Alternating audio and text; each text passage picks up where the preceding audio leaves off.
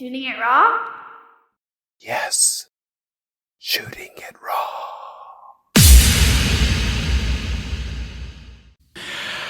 Okay, so this fourth photo is I love Thailand. I just love Thailand. And so it's a close crop photo of a Thai train, not looking especially modern. It looks like it's probably in the north sort of style or way down south.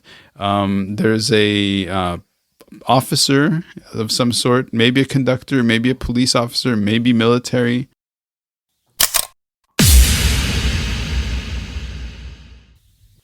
I guess we're talking about the train, right? So is the last sort of thing where he's, there, and that's just his world, and how you sometimes feel just the close cropped thing. You don't need to see all the details of the environment to really get a slice of this person's life. So I guess the question is, from your training in terms of what you notice and how you notice things in the world, like, you spent many years as a photojournalist, and so how does that inform your interpretation of your of experience? Like how do you bring that into making sense of the world as you go through foreign landscapes or different landscapes? I think I have always been kind of a natural observer. And so that informs my everyday. I can step back and really look at a scene and piece it together before I act. This, like, for example, when I'm in a new country and I go into a restaurant, I will see how everyone else is eating, and then I know how to do it. This was very helpful first time I had Korean barbecue or, some other dish, just how they are doing it. And so I know how to approach it because everything has a learning curve. There are people who will jump right in a scene and there are people who will step back and observe before doing that. And I have always been the latter. Mm-hmm. And I noticed my son is also the latter. And I think that kind of helps us absorb the world a little bit before experiencing it. Mm-hmm. You still there? Yeah, I am. Sorry. Okay. This has been one of the most technically trying thing. Do you live in a very remote village in Korea, or it's like outside Not of Seoul? All. I live in a high-rise apartment, and usually my internet is fine. I mean, I'm in Korea. Korea has some of the best. Yep. Fast internet in the world. So. Well, maybe it's just a shitty day for me. Yeah. Okay, so how do people see your work? I mean, like, because have you downshifted your work? Like, are you still about putting your work out there? Like, are you still doing a creative project? How do people get to experience more of your take of the world?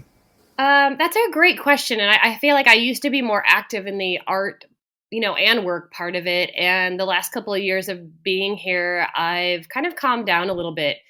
That doesn't mean that I'm not slowly gathering all of this documentation for a future project, but I don't necessarily know what that looks like just yet. I do a lot on social media, and a lot of that has to do with, I have a son and my family is so far away. So this helps them keep up with my world as well. Yeah. When we lived in Europe, Jeremy, my husband, and I had a blog, which seems very, early 2000s these days. Yeah. So we don't have anything right now.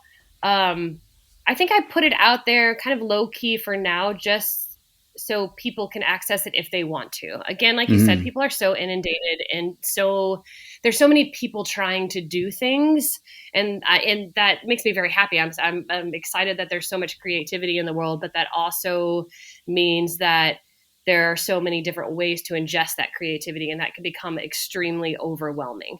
Yeah. So if I were to move forward with any of this, I want to be extremely thoughtful of the product, not just for me, but for the people who are suspects and like sometimes unknowing suspects in my work.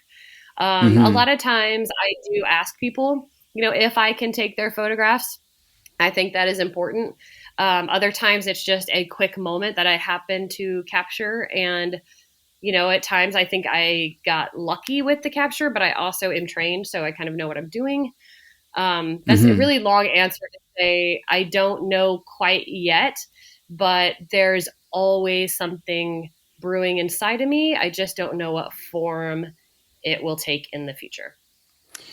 I know your type. I know because it's me. I have that as well in me. I love your photographs, and they're going to be on the website and all this stuff, and on YouTube. Yeah. So Molly, I just want to say thank you very much for joining me, and I have to apologize for the fits and starts of the recording. Not a problem. Okay. It all worked out in the end. Yes, you're right.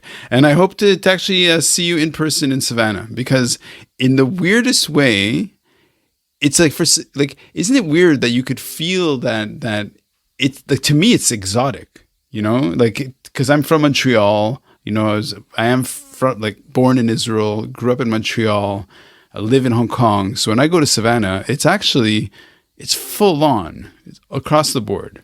Yeah. Yeah. I mean, it is. It's just it's a unique experience, and like I think there's so many interesting people there from so many different like walks of life with so many experiences, and yet they all just mesh together so well. Hmm. And that doesn't happen in a lot of places. Yeah.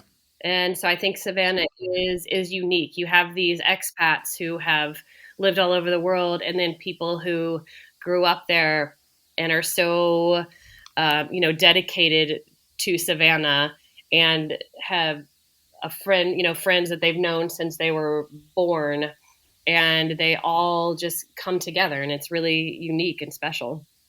Hmm. Well, okay. Well, Molly, thank you so much for joining me. And yeah, so I wish you and your son and your husband all the best, and keep traveling. This is great. Awesome. Thank you so much. Okay. Bye. Bye bye.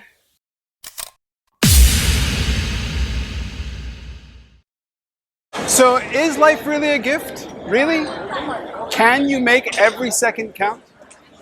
That's the whole point of the podcast.